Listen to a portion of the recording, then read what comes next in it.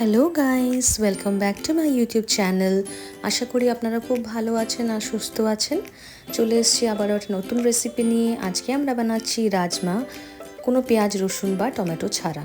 তো প্রথমে রাজমাগুলো আমরা ওভারনাইট ভিজিয়ে রেখেছিলাম আর এটাকে সেদ্ধ করে নিয়েছি একটু নুন আর হলুদ দিয়ে।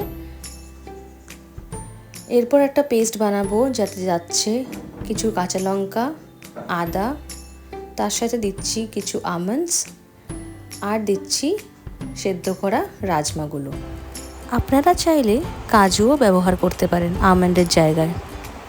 এটাকে একটা ফাইন পেস্ট বানিয়ে নেব।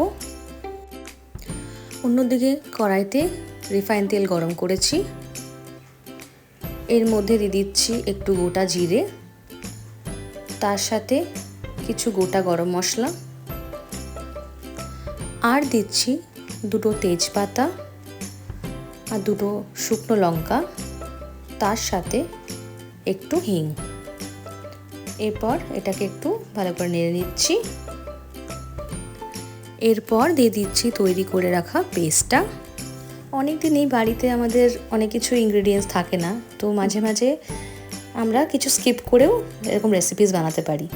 তো এখানে আমি বাটি ধোয়া জলটাও দিয়ে দিলাম। এবার এটাকে ভালো করে নেড়ে নেব। এবার দিয়ে দিচ্ছি হলুদ, স্বাদ মতন লবণ, জিরে গুঁড়ো, ধনে গুঁড়ো, কাশ্মীরি লাল লঙ্কার গুঁড়ো আর এগুলোকে ভালো করে মিশিয়ে নিচ্ছি। ভালো করে মিশে গেছে, দেখুন কালারটাও খুব সুন্দর এসছে, তেলটাও এখন ছেড়ে গেছে মশলার থেকে।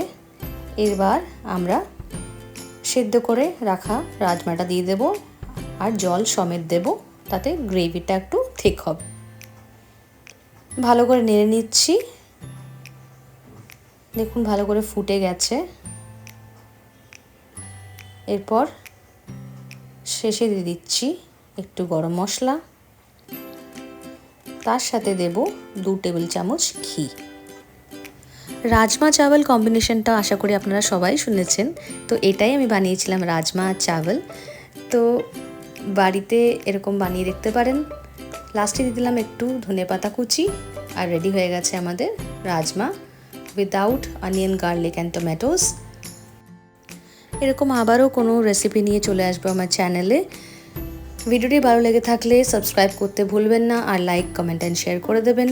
Till then, take care and bye by.